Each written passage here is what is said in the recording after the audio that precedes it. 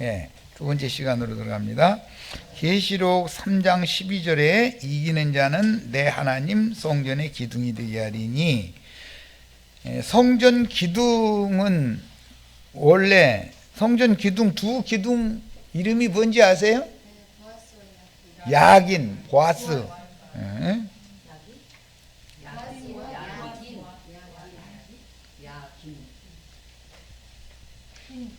야긴이라는 말은 그가 세운다 그런 뜻이에요.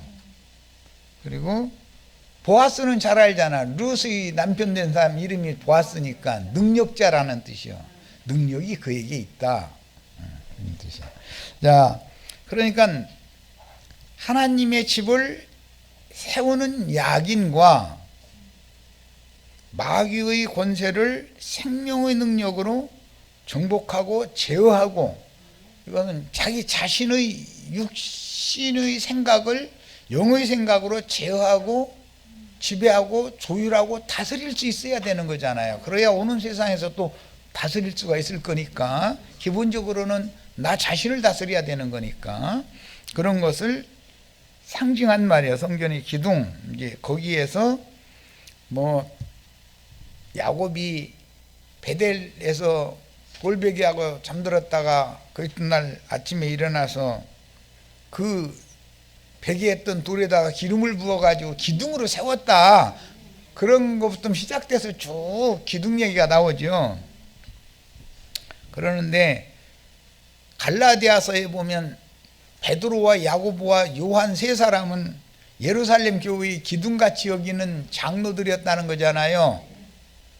그래서 오늘날 뭐 사랑의 교회 기둥같이 여기는 장로님 되려고 돈 몇 억씩 갖다 바치고 승복에 그 시무장로 되려고, 그게 영광이라고 난리가 아니야.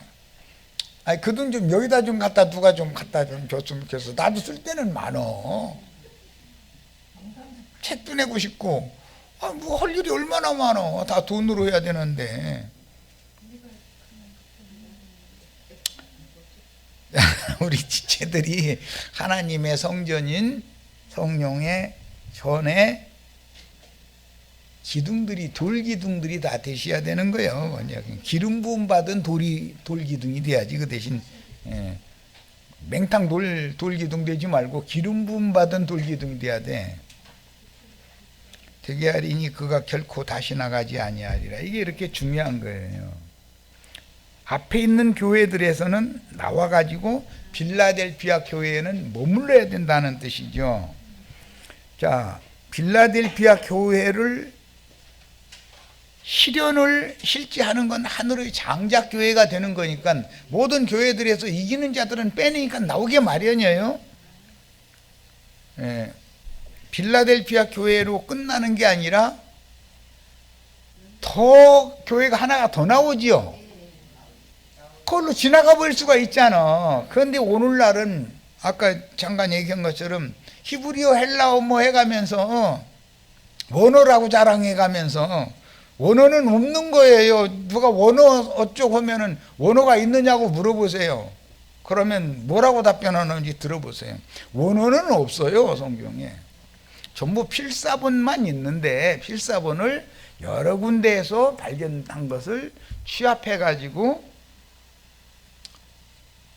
영어권 시대에는 영어로, 헬라어권 시대에는 헬라어로, 히브리어권 때는 히브리어로 이렇게 번역을 해놓은 거예요. 그래서 성경은, 구약 성경은 히브리어와 아람어로 되어 있기 때문에 히브리어와 아람어를 배우는 것이 나쁜 것은 아니죠. 신약은 헬라어로 되어 있으니까 헬라어를 배우는 것이 나쁜 것은 아니에요. 그러면 문제는 이거예요. 이제 히브리어와 아람어를 전문으로 사용하던 히브리인들이, 아람 사람들이 예수를 죽였고, 오늘날로 말하면 그리스 사람들이, 그 사람들은 대대로 헬라어밖에 안 치요. 헬라어를 그리스에서 태어난 사람보다 더 잘할 수는 없잖아. 그럼 당신 그리스에 있는 대학 가서 언어학 공부하고 왔느냐 물어보세요. 누가 헬라어 어떻고 했다면 어디서 주워 들은 거예요. 그런데 그런 것을 성경을 히브리어, 아람어, 헬라어로 영어를, 라틴어를 원전이라고 흔히 말하는 감춰져 있던 쪽복음들을 그대로 갖다가 껴 맞춰 놓은 것이 오늘날의 지금 히브리어 성경, 헬라어 성경인데, 그 히브리어 성경과 헬라어 성경을 전체를 다 조각조각들 뭐 사해사본, 뭐 바티칸 사본, 뭐 사마리아 사본 등등 해서 이 사본이 감춰진 데가 수도 없이 많이 널려 있었던 거야. 그것을 다 사실 조사를 해가지고 취합해서, 그런데 이제 바티칸 사본은 로마교가 죽어도 안 내놓으니까 그건 빠져 있고, 예, 취합해서 히브리인들이 읽던 성경이라고 주장을 하지만 사실은 70인역 성경을 말하는 건데, 그것은 원어 히브리어가 아니죠. 바벨론 포로로 귀환 자들이 그 학사 에스라 강론을 듣고 할 때, 그때는 히브리어가 자음만 있는 원음에는 있으니까 소리를 내기도 어렵고 뜻도 정확하지 않고 그랬다 이거예요. 그래서 이 세머는 원래가 이제 히브리어 전에는 세머니까, 세머는 애매모호에 둘이면 둘, 셋이면 셋 이렇게 정확하게를 안 해. 두서너게, 너댓게, 희끄무레하게 뭐 등등 이런 식이야. 사람 죽어 있는 거고, 여기다 붙이면 이 말도 되고 저기다 붙이면 그 말도 되게 돼 있어. 이게 그것을 나중에 모음을 안 되겠다 이래가지고는 이 사람은 이렇게 해석하고 저 사람 저렇게 해석하고, 이 사람 이렇게 소리내고 저 사람 저렇게 소리내고, 이게 통일시켜야 되겠다 해가지고 나중에 에스라의 후예들이 모음을 만들었다 이거예요. 5자를 더 만들어서 오늘날의 현대화된 히브리어가 된 거예요. 다 원어라고 하는 것이 전부 다 현대화된 히브리어를 가지고 지금 말장난하는 거예요.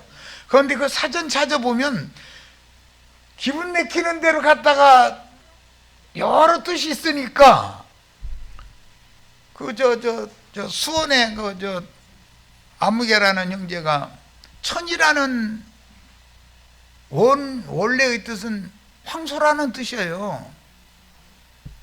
알레프. 그런데 그 천이라는 뜻에는 욥기에서 사용한 데는 가르치다, 배우다라는 뜻이 그 알레프였거든. 그러니까 하나님의 종에 의해서 사람들은, 하나님의 종은 황소로 상징된 종은 가르쳐야 되고 양무리는 배워야 되는 거예요. 이제 그런 여러 의미가 있었던 거예요. 그걸 가지고서 기분 내키는 대로 배우고 본받아서 뭐가 된다고? 탈바꿈 한다고? 아니, 이러고 그런 뜻이니 천년왕국이라는 건 없다. 이제 이렇게 갖다 나가 버리는 거예요.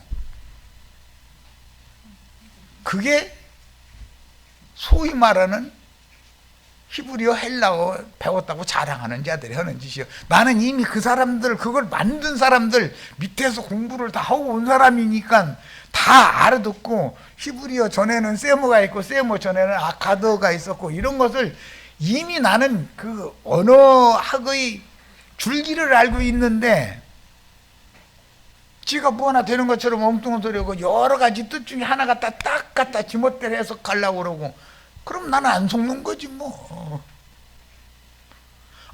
알면 정확하게 알아야 돼. 그러니까 뭐든지 정확하게 아는 사람은 쓸데없는 소리를 않거든. 세상에서 쌈꾼들은 아무데나 가서도 폼 잡고 막 싸우자고 덤비고 이렇게는 않거든. 나 같은 사람은 뭐 폼 잡을 줄도 모르니까 뭐 그렇지만은 고단자들은 아무 데서나 주막질하고 다니지를 않아. 바둑도 구단 최고의 단을 소지한 사람들은 아무 길거리에서 아무 데나 바둑 두기 안 해. 그렇게 하질 않지, 그 사람들은. 그런데 1,000원짜리 싸구리 남대문 시장에서 파는 1,000원, 1,000원, 1,000원 하고 외치는 사람들, 그런 사람들 오늘 너무 많다. 내가 이제 전에 이제 이런 비유도 참 많이 했는데, 그런데 속으면 안 된다. 그거 많이 사가 얘 싸다고 하나만 사도 아까운데 너덕게 보따리를 하나 사가지고 오면 입지도 않고 쓰레기통에다 도로 갖다 내놔버린다니까.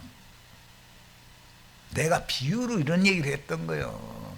알려면 정확하게 알고 옷을 하나를 사도 아끼고 사랑하고 장롱에다가 세탁소에서 딱 가서 데려다가 빨아다가 장롱속에다 딱 넣어놨다가 꼭 입을 때 그때만 내서 입고 이런 거 하나 사고 사도 그래야지 1,000원 1,000원 하는 것만 사버려두면 그 사람 죽는 날까지 1,000원짜리밖에 안 사.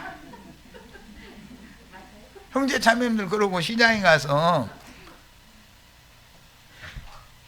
주부의 손에 의해서 남편과 자식들이 건강이 좌우가 되는데 시들시들하고 물간 거 싼거리만 사다가 음식 절대 하지 말라. 나는 시장에 가면 제일 비싼 걸로 살아. 제일 비싼 걸로.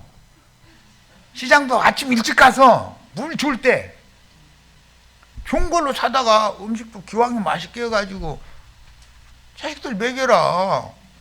날마다 싼거리만 물어보러 다니는 사람은 해질녘에 시장에 가 시들시들한 거 싼 거 살라고.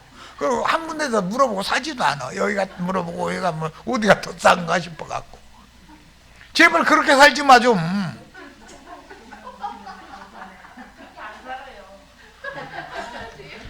버릇을 바꿔야 돼. 아, 이런 말씀을 가르침을 받는데도 계속 1,000원짜리 싼거리나 사러 다니고 남대문 시장에 싸구리 난전이나 다니고.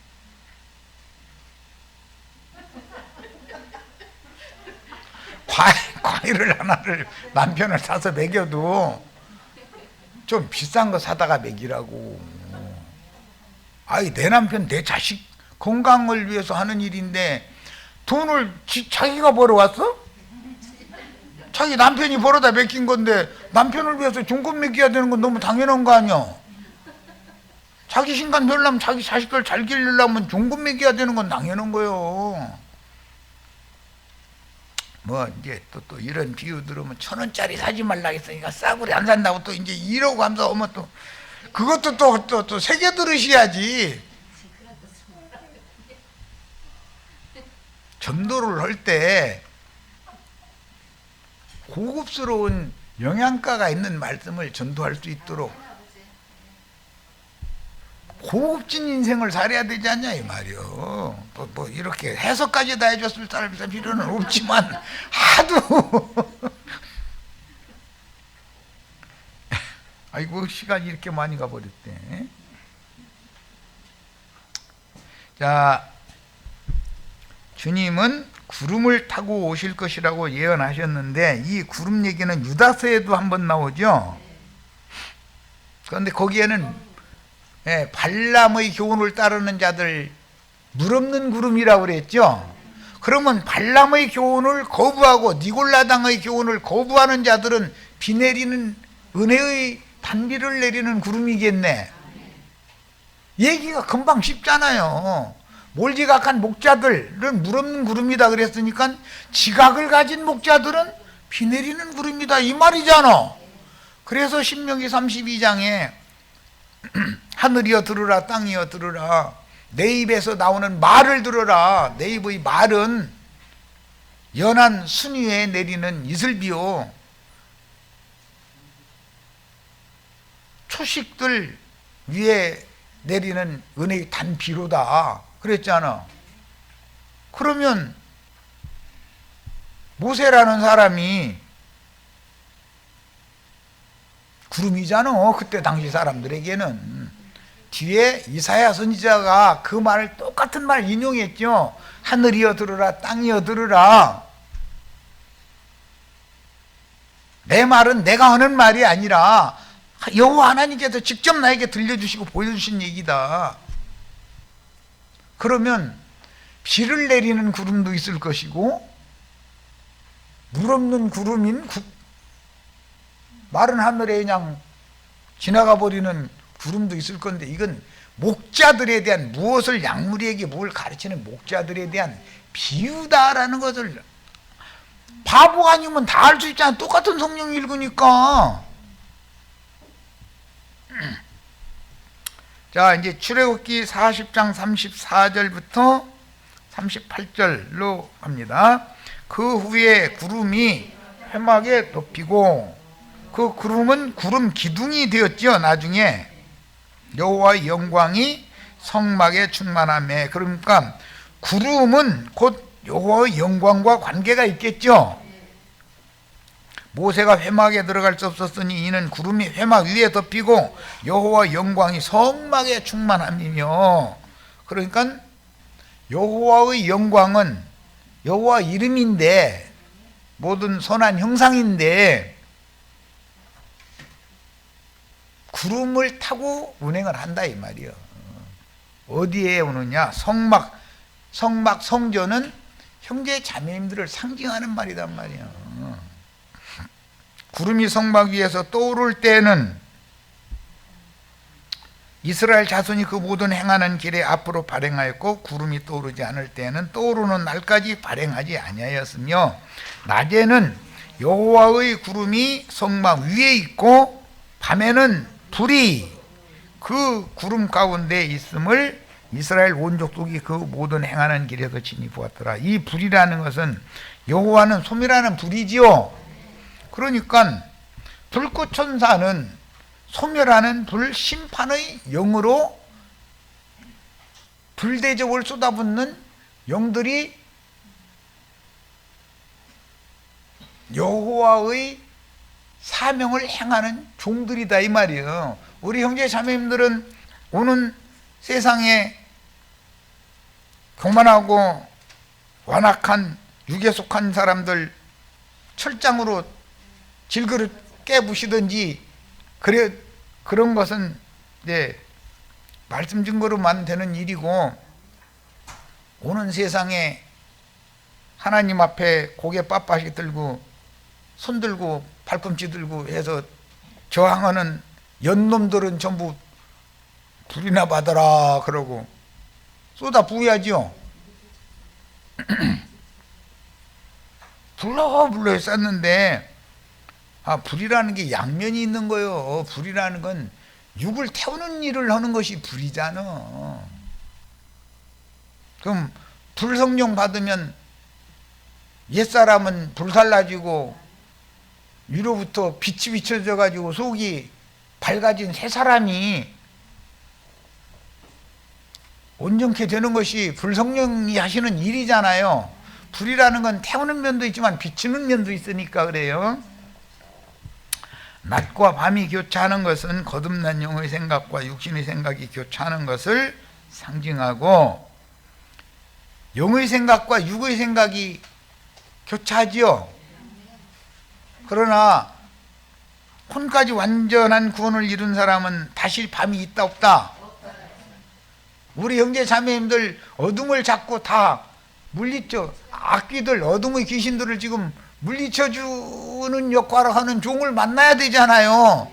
말씀을 가르침 받아야 어둠과 사망 권세자가, 악귀들이 떠나가는 거잖아요. 그리고 주의 성령이 충만하게 임재해서, 주의 성령은 빛이니까.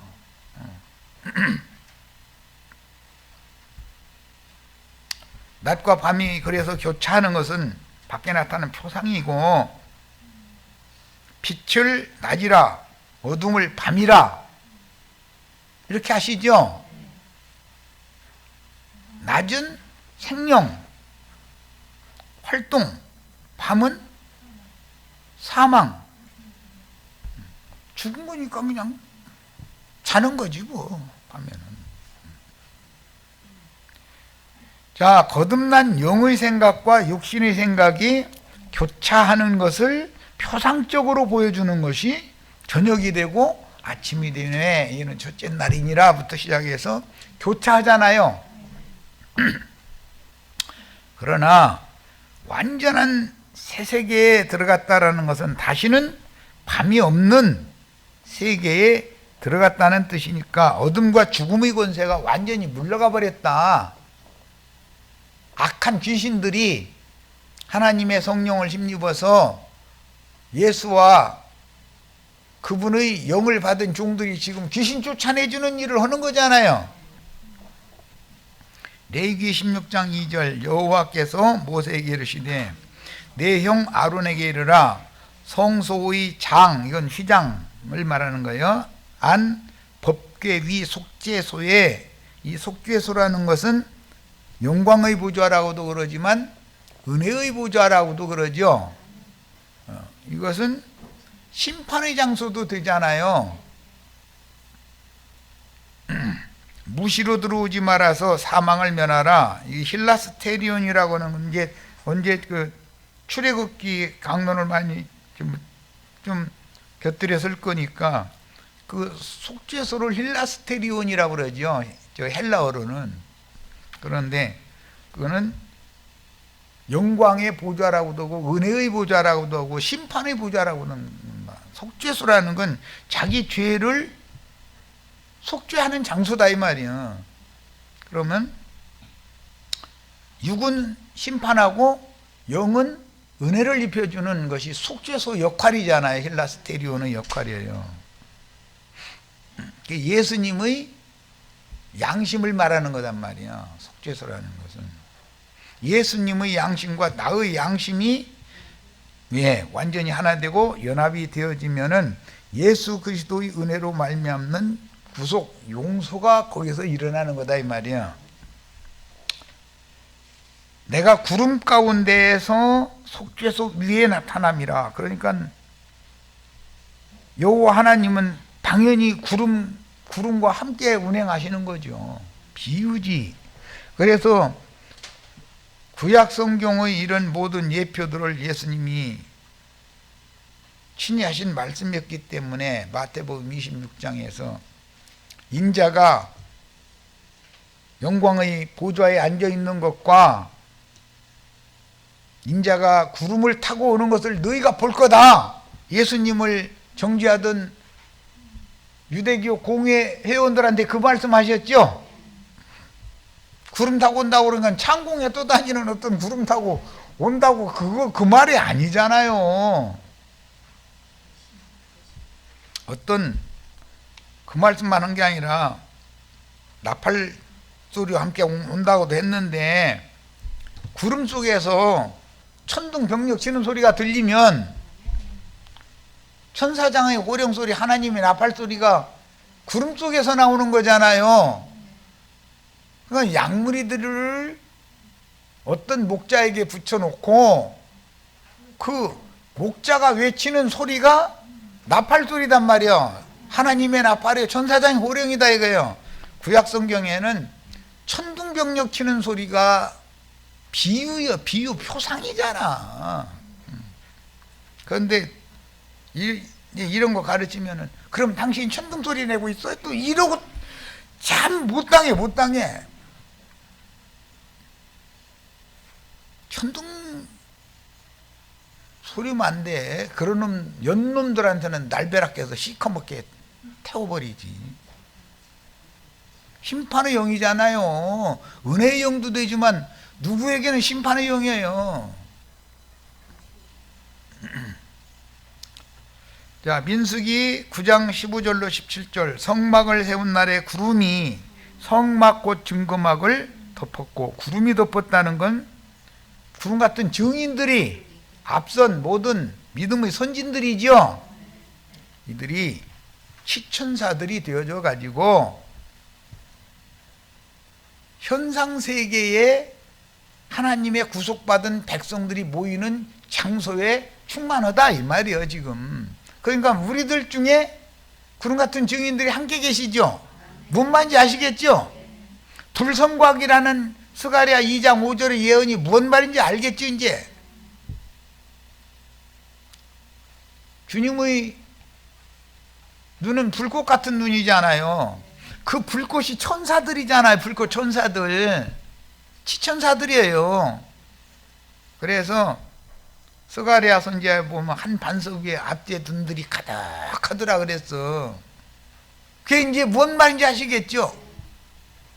그런데 계시록에 보면 음녀의 간부들인 7머리들 참남된 이름들이 앞뒤에 가득하다 그랬어. 예배당 성당에는 짐승의 이름이 가득해요. 하나님의 영광이 가득해요. 근데 뭔 소린지 금방 알겠죠?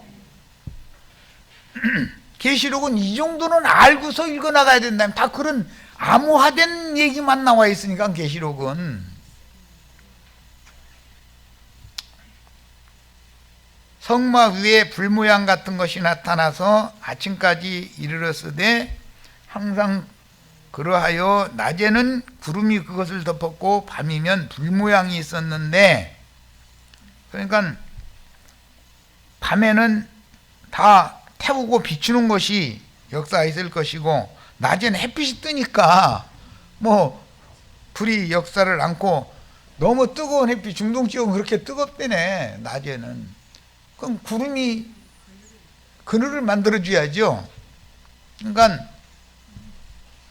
불꽃 같은 눈으로 형제 자매님들의 영혼을 지켜주신다는 뜻은, 마귀가 2번만 때리고 와 그랬더니 5번 때리면은 그만 때려 이놈아, 그만 이제 그렇게 해주셔야죠.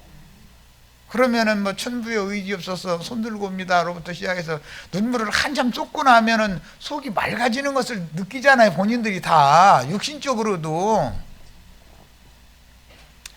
이게 통회하는 영을 부어주시느라고 그렇게 한 거잖아요. 구름이 성막에서 떠오르는 때에는 이스라엘 자손이 곧 진행하였고, 구름이 머무는 곳에, 뭐 우리 형제 자매들은 나두간 형제가 머무는 곳에 안양교회에 같이 계시면 좋아. 주님의 영광을 여기서 볼 수가 있으니까. 하나님의 나팔과 천사장의 호령 소리를 여기에 오면 들을 수가 있어. 내가 왜 밥 먹어야 되는지를 알 수 있어. 인생의 가치와 의미를 정확하게 정립을 할 수가 있습니다. 신명 31장 15절, 여호와께서 구름 기둥 가운데에서 장막에 나타나시고 구름 기둥은 장막 문 위에 머물렀더라. 이 장막 문이라고 하는 것은 사람의 입을 상징한 말이지만, 육에 속한 사람의 입이 장막의 문이죠. 그런데 그 입은 먹는 역할도 하지만 말을 내뱉는 역할도 하죠. 천국문인 사람이 있고, 양의 문, 천국문인 예수님이 있고, 지옥문도 있다 이거예요. 다 그 입으로 하는 거잖아요. 말로 하는 거니까. 그런데 말을 내뱉는 것은 뭘 먹은 것이 있기 때문에 일단 속에 들어간 것이 있으니까 마음에 가득한 것이 입으로 말로 나오는 거예요. 열왕기상 8장 10절로 11절, 제사장이 성소에서 나올 때 구름이 여호와의 전에 가득하매 제사장이 그 구름으로 인하여 능히 서서 섬기지 못하였으니 이는 여호와의 영광이, 즉 성막의 구름은 여호와의 영광이다 이거예요. 그러니까 인자 예수를 보면 아버지의 영광을 본 거다 이거예요. 사도들을 보면 하나님의 영광이 이렇구나라는 걸, 사도들의 말과 그들의 삶을 보면 하나님은 이런 분이다, 이런 걸 다 알 수 있는 거죠. 하나님은 영인데 육신의 눈으로 보이는 건 아니잖아. 구약 성경에서 구름이 하늘에서 내려와 성막을 덮고 성막 안에 가득함으로 여호와 영광이 충만했던 것은 생명의 빛이신 그리스도의 재림에 관한 상징으로서 주님의 몸된 교회의 구약시대를 살다가 앞서 하늘도성에 들어가신 믿음의 증인들이 지천사들이 되어져 가지고 주와 함께 강림하여 더 크고 온전한 참 장막인 교회를 덮고 교회 안에 하나님의 영광으로 충만할 것을 상징한 모형이다. 뭔 말인지 아시겠죠? 이제 불성과 예언이 뭔 말인지 아시겠죠? 히브리서 기자는 11장에서 믿음의 증인들을 기록한 후에 저희 주께서는 저희를 위하여 한 성을 예비하셨다고 말씀하셨는데 12장에서는 이와 같이 허다한 믿음의 증인들이 한 성에 들어간 사람들이 믿음의 증인들이죠. 증인들이 하늘의 한 성이 지상으로 내려온 것이 주님의 재림이다 이 말이야. 함께 하신다고 증거했으며 영원한 대제사장이 우리와 이제 하는 말의 중요한 것은 이와 같은 대제사장이 우리와 함께 계시다 합니다. 히브리서 8장 이렇게 시작이 되죠. 멜기세덱 반차에 따른 하나님의 아들 예수 그리스도 다윗의 아들 솔로몬 평화의 왕께서는 오늘 우리들의 교회와 함께 계신 사실이 꼭 믿어지셔야 되겠어요. 예수님이 창공 하늘 어디에서 금의자 타고 앉았다고 믿는 건 기독교, 이건 완전히 귀신장난에 지금 귀신이 말장난에 다 속고 있는 거예요. 그것 하나만 사와도 어차피 아니고 쓰레기통에다 넣을 거야. 나 다 알아. 그런데 그냥 싸다고 그냥 10,000원어치 주세요 그래 버려. 골라가세요 그러면 그냥 보따리 2개 짊어지고 전철관에서 뒤뚱뒤뚱 하면서 와가지고 나중에 보면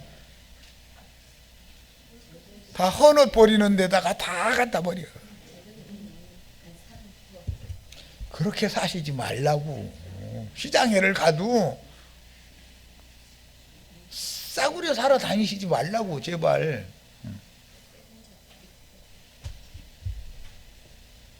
하나님은 그분의 영광을 수직하며 그분의 하시는 일을 수종드는 천사들, 이게 케루빔 천사들을 말하는 게 아니에요. 지금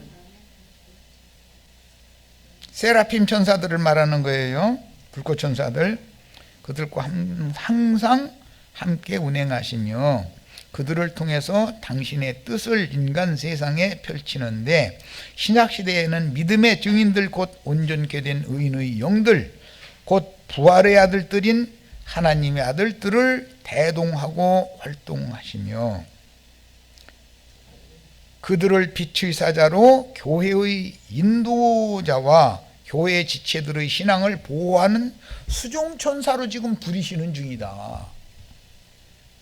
빛의 사자로 쓰시는 자유자인 종들을 통해서 세상에 있는 교회 중에 다시 예언하게 하심으로 어둠에 잡힌 무준한 인간들에게 생명의 빛을 전달하여 영을 살리고 잠든 혼을 깨워서 거룩하고 흠이 없는 영광스러운 교회로 모아서 양육하시며 최후로 몸의 구속을 통해서 빛이신 주님과 함께 계신 모든 이기는 자들의 성으로 이끌어 가시는데, 이것이 기독교계가 말하는 휴거가 아니라 성경이 말하는 휴거다 이 말이에요.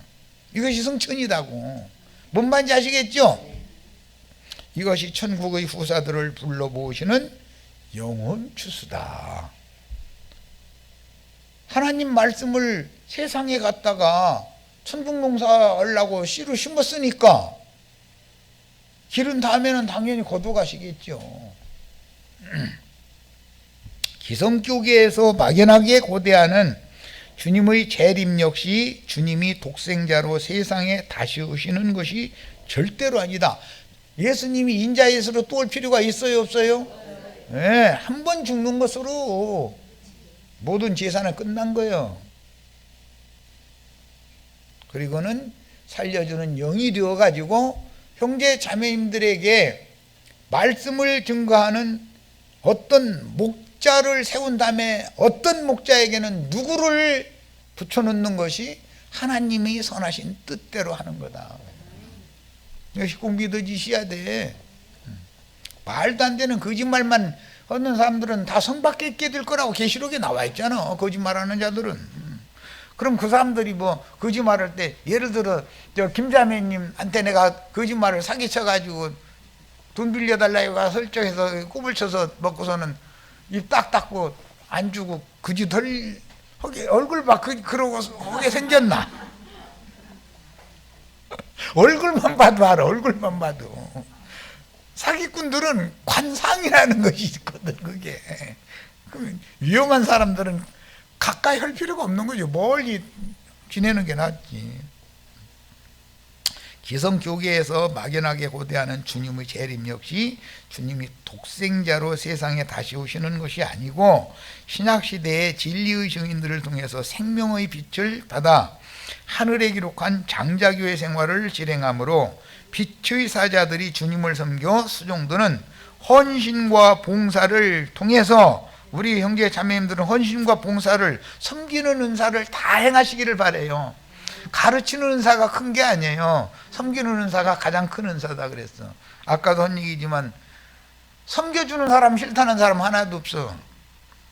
남편 죽어라고 나가서 밖에 나가서 땀 흘려가서 돈 벌어다가 마누라 손에, 마누라하고 가족을 섬겨주는 거잖아요, 남편이.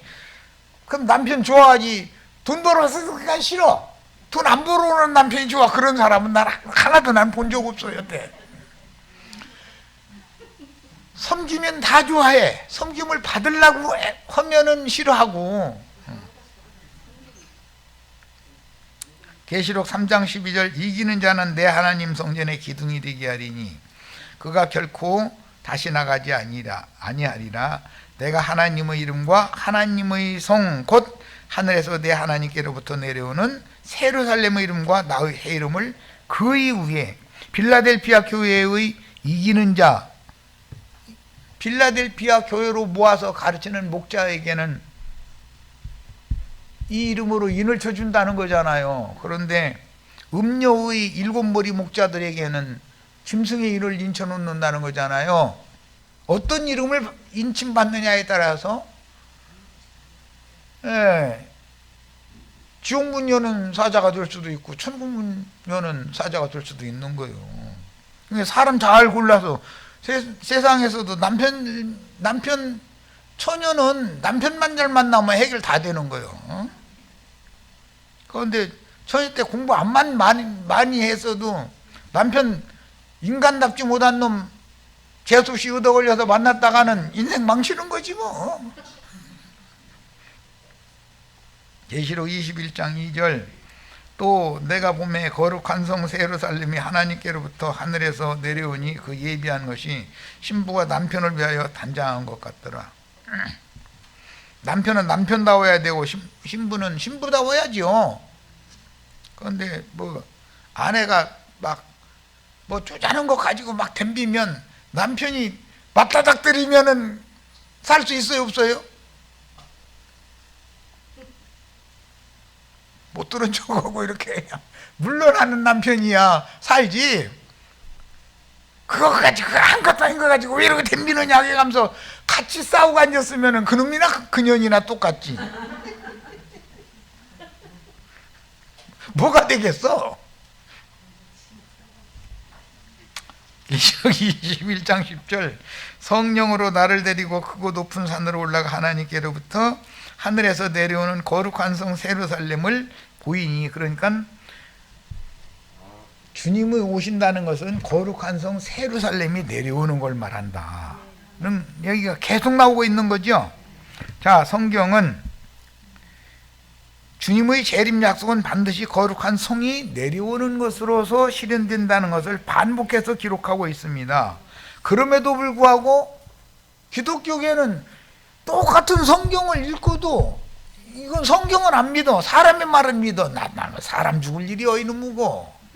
이야, 참. 아니 성경이 이렇게 돼 있잖아요. 거룩한 성 예루살렘이 내려온다고 돼 있죠. 그것도 한두 구절 있는 게 아니라 세 구절이나 나와 있어. 둘이나 세 번 증거하면 확증이잖아요. 성경은 주님의 재림을 증거할 때 하늘의 하나님께로부터 내려오는 거룩한 성 새 예루살렘의 이상을 반복해서 이와 같이 증거한다. 그러나 어린 양의 신부요 아내인 하늘 도성이 내려온다는 뜻이 무엇을 의미하는지 전혀 이해가 없는 자들은 치천사가 되어져 가지고 이 생에서 온전한 구원을 이루어서 그 성에 이미 데려간 자들과 함께 온다, 지금 그 말이잖아요. 그래서 데살로니가서에 보면 주님은 그분의 성도들과 함께 오신다고 이렇게 명확하게 돼 있죠. 주 안에서 자는 자들을 데리고 오시리라, 이게 명확하게 돼 있죠. 데살로니가 4장에 나오는 말이요. 아니 그런데 왜 그런 구절은 안 믿어? 그럼 도대체 뭘 믿자는 거요? 목사님은 신학했으니까 목사님이 잘못 가르치겠느냐 이러고 앉았어. 신학한 것을 해서 붙잡혀가지고 그걸 가르치기 때문에 성경보다 성경이 전부 가려져 버리는 거예요. 진리가 안 믿어지고 거짓말이 믿어져 버려. 우리들이 다 그 세계의 신앙생활하다 여기 와 보니까는 매사를 다 성경 찾아 읽자고 그러고 뭔가 이건 안 되겠다 싶으면 성경 찾아서 확인시키느라고 이렇게 가르치면 거기 가면 아주 5분이면 끝날 것을 3시간씩 해버려. 막 이러고 앉았다니까. 3시간 해도 내가 보기에는 부족해.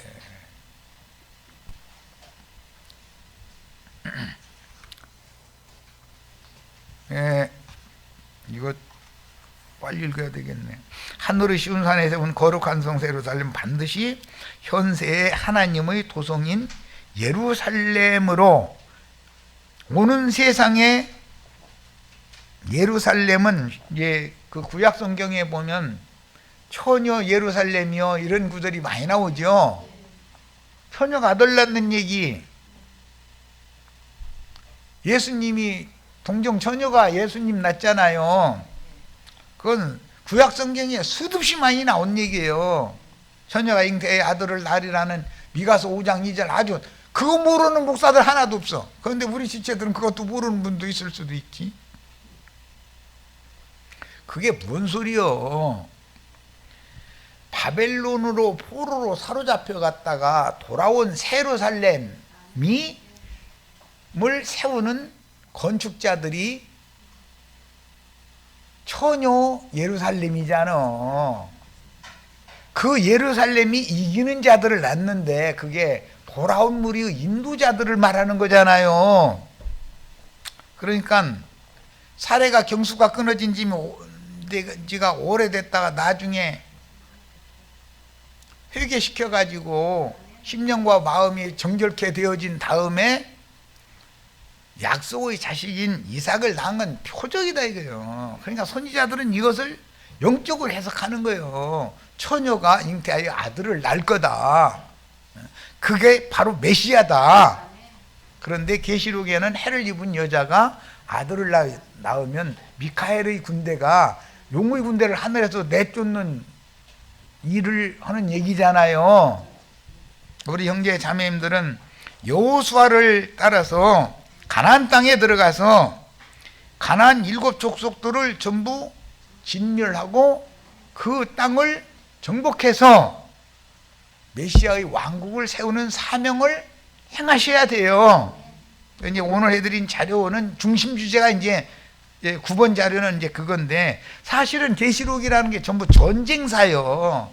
구약 성경 읽어보면 전부 전쟁 얘기하는 거잖아요. 출애굽을 한 게 하나님의 군대 훈련소로 광야 교회로 건져내가지고 거기서 훈련시킨 다음에 가나안 땅에 들어가서 전쟁하는 거잖아요. 그 얘기죠. 전쟁이 끝나면 하나님의 나라를 거기다 세우는 거잖아요.